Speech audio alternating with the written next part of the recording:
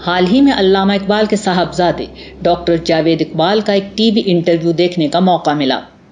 ان سے ملک کے موجودہ حالات کے پس منظر میں یہ سوال کیا گیا کہ آج علامہ اقبال زندہ ہوتے تو کیا کرتے۔ انہوں نے بغیر کسی تردد کے ارشاد فرمایا کہ ان حالات کو دیکھ کر تو اقبال خودکشی کر لیتے۔ یہ تحریر 2010 زرداری صاحب کے دور حکومت کی ہے۔ ڈاکٹر جاوید اقبال کی یہ مایوسی بلا وجہ نہیں ہے۔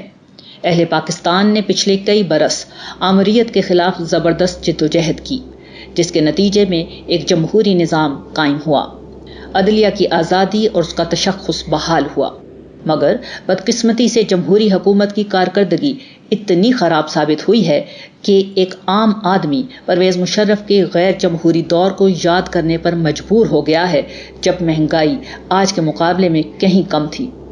کرپشن کی کہانیاں تو پہلے بھی سامنے آتی رہی ہیں، مگر جس تواتر کے ساتھ قومی اداروں میں کرپشن اور ان کے دیوالیے پن کی خبریں پچھلے 2 برس میں سامنے آئی ہیں، اس کے نتیجے میں لوگوں کا اعتماد بری طرح مجروح ہوا ہے۔ پھر ان سے بڑھ کر عدلیہ کے خلاف موجودہ حکومت کا رویہ وہی رہا ہے جو مشرف دور میں تھا۔ اس صورتحال میں ایک عام آدمی سے لے کر ڈاکٹر جاوید اقبال جیسے دانشور کا مایوس ہو جانا بظاہر ایک فطری عمل لگتا ہے، لیکن میری ناقص رائے میں صورتحال جتنی بھی خراب ہو، خودکشی کی بات کرنا، اور وہ بھی پسرے اقبال کے منہ سے علامہ اقبال جیسے شخصی خودکشی کی بات کا سامنے آنا شاید مناسب بات نہیں۔ نیا زمانہ نئے صبح و شام پیدا کر۔ میرے خیال میں اس موقع پر ضروری ہے کہ لوگوں کو یہ بتایا جائے کہ علامہ اقبال کون تھے اور ان کا طرز فکر کیا تھا، اور یہ کہ علامہ اقبال جیسے عقاب صفت لوگ اتنے کمزور نہیں ہوتے کہ چند گدھوں کو قوم کے تنے نیم مردہ کو بھنبھوڑتا چھوڑ کر خودکشی کر لیں۔ اقبال کون تھے اور ان کا طرز فکر کیا تھا، اس کا اندازہ ایک واقعے سے کیا جا سکتا ہے۔ علامہ اقبال جس زمانے میں یورپ گئے تو ان کے صاحبزادے ڈاکٹر جاوید اقبال نے ان سے فرمائش کی کہ علامہ وہاں سے ان کے لیے ایک باجہ لیتے آئیں۔ جواب میں علامہ نے ایک انتہائی خوبصورت نظم اپنے صاحبزادے کے نام لکھ بھیجی، جس کا پہلا شعر ہی یہ تھا: دیار عشق میں اپنا مقام پیدا کر، نیا زمانہ نئے صبح و شام پیدا کر۔ یہ ہے اقبال جو نوجوانوں کو اپنا زمانہ اور اپنی زندگی آپ تخلیق کرنے کی جدوجہد کرنے پر ابھارتا ہے۔ وہ کہتا ہے کہ دوسروں کے رحم و کرم پر جینے اور حالات کا نوحہ پڑھنے کی بجائے اپنی دنیا آپ پیدا کرو۔ یہی جذبہ تخلیق زندگی کی اصل ہے۔ اپنی دنیا آپ پیدا کر اگر زندوں میں ہے، سر آدم ہے ضمیر کن فکاں ہے زندگی، جچتے نہیں بخشے ہوئے فردوس نظر میں، جنت تیری پنہاں ہے تیرے خون جگر میں۔ اسی پس منظر میں میں یہ چاہتا ہوں کہ آج کی اس ملاقات میں اقبال کے پیغام پر کچھ بات کی جائے اور یہ بتایا جائے کہ کس طرح اقبال نے آج سے کہیں زیادہ بدتر حالات کا سامنا کیا اور پھر وہ کیا لاہ عمل دیا جس کے نتیجے میں دنیا کی 5ویں اور عالم اسلام کی سب سے بڑی ریاست وجود میں آ گئی۔ البتہ جگہ کی تنگی کے پیش نظر زیادہ اشعار نقل نہیں کروں گا، صرف ضروری مثالوں سے اپنی بات واضح کرنے کی کوشش کروں گا۔ اقبال کے زمانے کے حالات۔ علامہ اقبال نے 19ویں صدی کے آخر میں ہوش سنبھالا۔ یہ وہ دور تھا جب ان کے وطن پر برطانیہ کا راج تھا۔ یہ دنیا کی وہ طاقت تھی جس کا قبضہ دنیا کے تقریباً 84% حصے پر تھا۔ اس کی سلطنت پر سورج غروب نہیں ہوتا تھا۔ مسلمانوں نے ہندوستان پر 1000 برس حکمرانی کی، مگر 1857 کی بغاوت کے بعد وہ آخری درجے میں تباہ و برباد ہو چکے تھے۔ وہ بر صغیر میں انگریزوں کے غلام تھے اور اس ہندو اکثریت کے مقابلے میں چھوٹی سی اقلیت تھے جو تعداد کے علاوہ تعلیم، سیاست اور معیشت غرض ہر میدان میں ان سے آگے نکل چکی تھی۔ اقبال کی آنکھوں کے سامنے یہ واقعہ ہو رہا تھا کہ مسلمان اشرافیہ تیزی سے مغربی تعلیم کے ساتھ مغربی تہذیب و تمدن کے رنگ میں بھی ڈھلتی جا رہی تھی۔ انہوں نے اپنے سامنے مشرق وسطیٰ میں مغربی اقوام کو مسلم ممالک کے حصے بکھرے کرتے اور خلافت کا خاتمہ ہوتے دیکھا تھا۔ انہیں یہ بھی معلوم تھا کہ جس قوم میں وہ پیدا ہوئے ہیں وہ صدیوں سے کشتہ سلطانی و ملائی و پیری ہے، یعنی وہ آمریت، جمود پسند ملائیت اور بے عمل تصوف کی ماری ہوئی بھی ہے اور انہی کی دیوانی بھی ہے۔ اقبال نے اپنے پورے شعور کے ساتھ اپنے دائرہ کار اور نصب العین کو متعین کیا۔ وکالت ان کا پیشہ، سیاست ان کے لیے قومی خدمت کا میدان اور شاعری ان کا مشن بن گئی۔ انہوں نے اپنی شاعری کو استعمال کرتے ہوئے قوم کو وہ پیغام دیا جو 20ویں صدی کے نصف اول میں ایک بہترین لاہے عمل تھا۔ اس پیغام کی اساس کو ایک لفظ میں اگر بیان کیا جائے تو وہ تصور خودی تھی۔ یہ خودی کوئی پیچیدہ فلسفیانہ چیز نہیں، بہت سادہ حقیقت ہے۔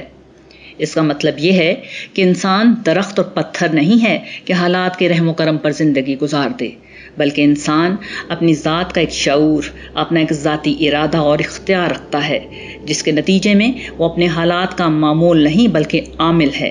وہ مجبور نہیں بلکہ آزاد ہے۔ اس کے پاس اختیار اور ارادہ ہے جس کو استعمال کر کے وہ حالات کے رخ کو موڑ سکتا ہے۔ وہ اپنی دنیا اور اپنا زمانہ اپنی مرضی سے تخلیق کر سکتا ہے۔ 20ویں صدی کی ابتدا میں ایک برباد اور بے اعتماد قوم کی خودی کو بیدار کرنے کے لیے انہوں نے اسے خود آگہی کا سبق پڑھایا۔ خاص طور پر قوم کے نوجوانوں اور اس کے باشعور طبقے کو انہوں نے مخاطب کیا اور ان پر یہ واضح کیا کہ وہ کس تہذیب و تاریخ کا حصہ ہیں، علم و عمل کی کس روایت سے ان کا تعلق ہے۔ چنانچہ وہ نوجوانوں سے مخاطب ہو کر کہتے ہیں، کبھی اے نوجوان مسلم تدبر بھی کیا تو نے، وہ کیا گردوں تھا جس کا تو ہے ایک ٹوٹا ہوا تارا، تجھے اس قوم نے پالا ہے آغوش محبت میں، کچل ڈالا تھا جس نے پاؤں سے تاجے سرے دارا۔ خودی اور خود آگاہی کا یہ ملن ان کے نزدیک انسان کے سارے جمال و کمال کی بنیاد ہے۔ خودی سے مرد خود آگاہ کا ہے جلال و جمال، کہ یہ کتاب ہے باقی تمام تفسیریں۔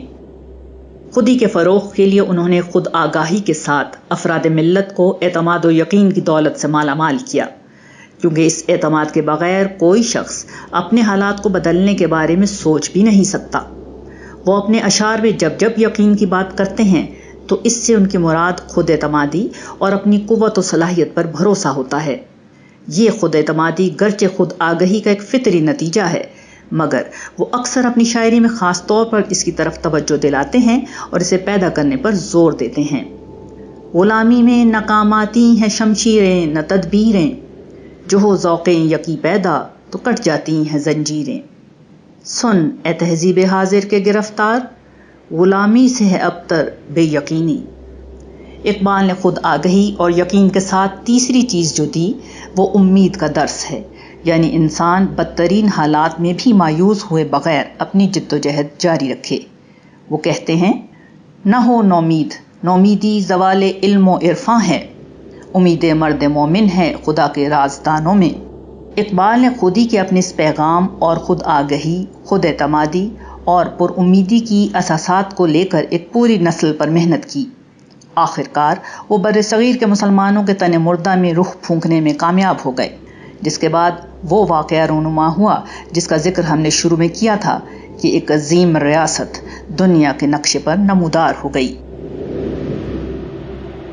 فکری لیڈر۔ اقبال ایک حقیقی فکری رہنما تھے۔ ایک حقیقی فکری رہنما کبھی سامنے نظر آنے والے حالات میں کھڑا ہو کر اپنا لاہے عمل نہیں بناتا، نہ وہ اپنے ارد گرد پھیلے مایوس کن حالات کو دیکھ کر دل برداشتہ ہوتا ہے۔ یہ کام سیاستدان، صحافی اور دانشور کرتے ہیں۔ فکری لیڈر موجودہ نسل کا نہیں بلکہ اگلی نسل کا لیڈر ہوا کرتا ہے۔ اس کا منصوبہ مستقبل کے لیے ہوتا ہے اور اس کے نتائج بھی مستقبل ہی میں نکلا کرتے ہیں۔ ہمارا المیہ یہ ہے کہ اقبال کے بعد ہمارے ہاں کوئی بڑا فکری لیڈر سامنے نہیں آ سکا۔ علم و فن اور فکر و دانش کی جتنی کچھ بھی روایت تھی وہ سیاست و صحافت کے کوچے کی نظر ہو گئی۔ یہی سبب ہے کہ 60 برس سے زائد عرصہ بیت گیا مگر ہمارے مسائل نہ صرف یہ کہ جوں کہ توں ہیں بلکہ ان میں مسلسل اضافہ ہو رہا ہے۔ آج کے حالات میں ضرورت اس بات کی ہے کہ مایوس کن حالات سے نظر ہٹا کر ایک نئے لاہے عمل کے خط و خال واضح کیے جائیں۔ ہمارے نزدیک ہمارا سب سے قیمتی اثاثہ ہماری قوم کا تعلیم یافتہ مڈل کلاس اور اپر مڈل کلاس طبقہ ہے۔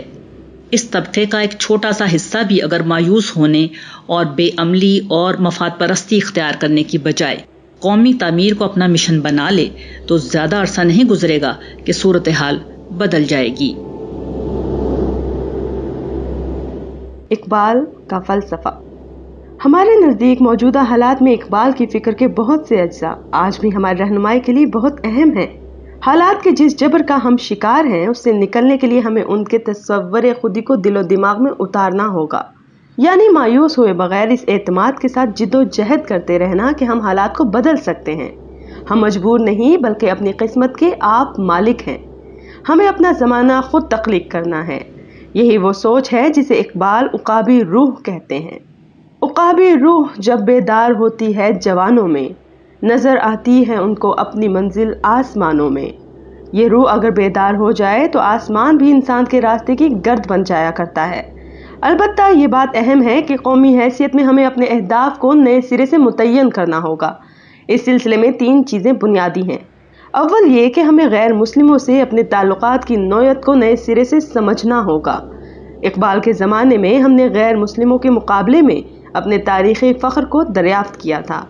یہ اعتماد سے محروم ایک غلام قوم کے لیے اس دور کا تقاضا تھا، مگر آج ضروری ہے کہ ہم غیر مسلموں کے معاملے میں اپنی ذمہ داری کو دریافت کریں۔